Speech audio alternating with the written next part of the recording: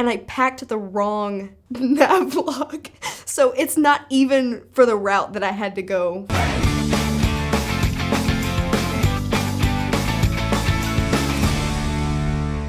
I had just soloed, so I'm not a private pilot at this time. I fell into a rut when you're in your training and, you just solo and you don't feel like you're capable and a confident and capable pilot yet, because you're still new to it all. So I had been putting off this solo cross country for weeks, and it was my 3-leg solo cross country. And I had flown from Tango 31 Airport to Ardmore, and then to Bridgeport, and then back home, and that was my flight plan. So I finally told myself, I was like, you know what, I just gotta go do it.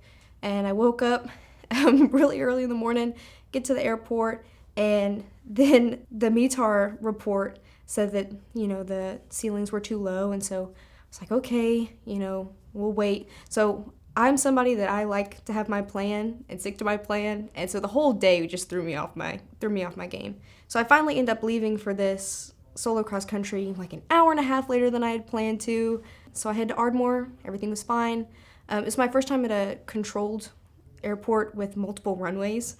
So I was trying to keep myself calm and collected. That was fine. And then start flying to Bridgeport. And so when I'm doing, my pre-flight, looking at all the weather and stuff, winds were reading in my minimums. And so take off to Bridgeport.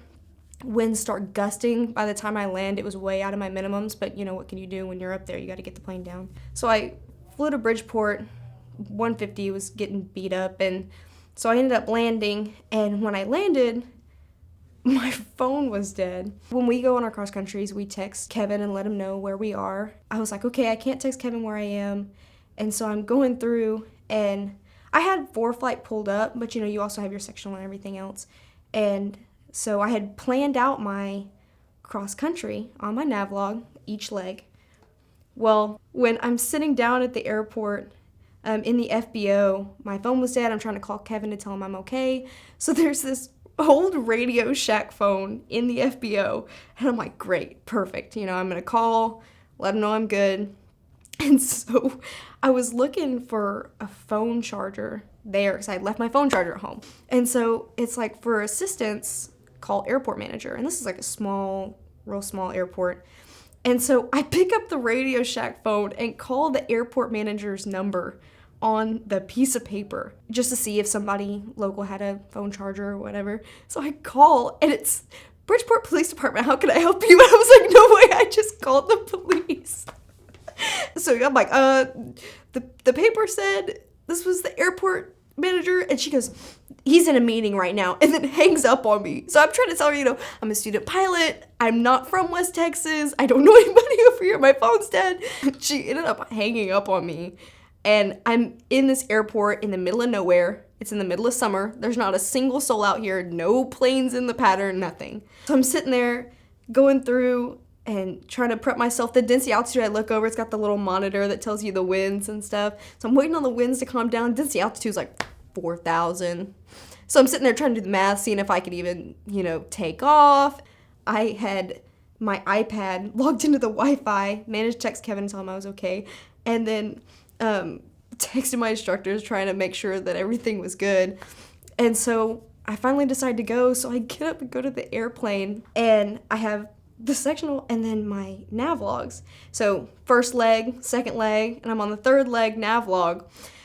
And I packed the nav log for one of my cross countries that we fly to Sun and Fun. So I have, a stack of nav logs. I'm having to do all of them for homework. And I packed the wrong nav log. So it's not even for the route that I had to go from Bridgeport back home. And so I'm like, I don't have, my phone's dead, my iPad doesn't work unless it's connected to Wi-Fi, right? So nothing's working.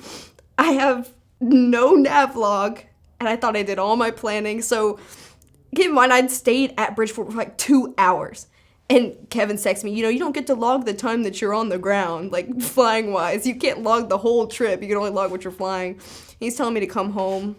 So it's 4 p.m., density altitude's 4,000, it's 104 degrees, absolute miserable.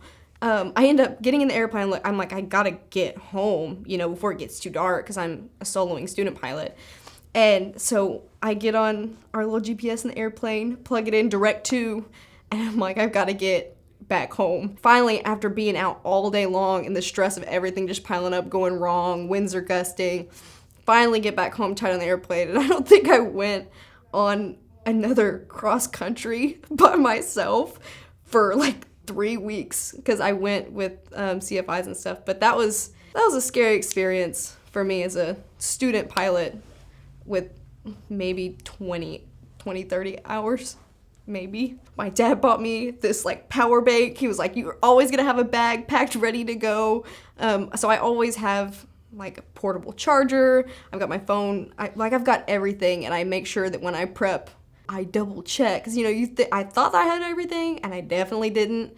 And so that threw me off. And I've also, as like I've gone through my training and got my private, I've gotten better at handling stressful situations and just being able to take it in your stride. And so I've really like worked on getting into stressful situations, getting myself out of it, and trying to stay level-headed, but making sure you have double, triple checked everything that you thought you packed.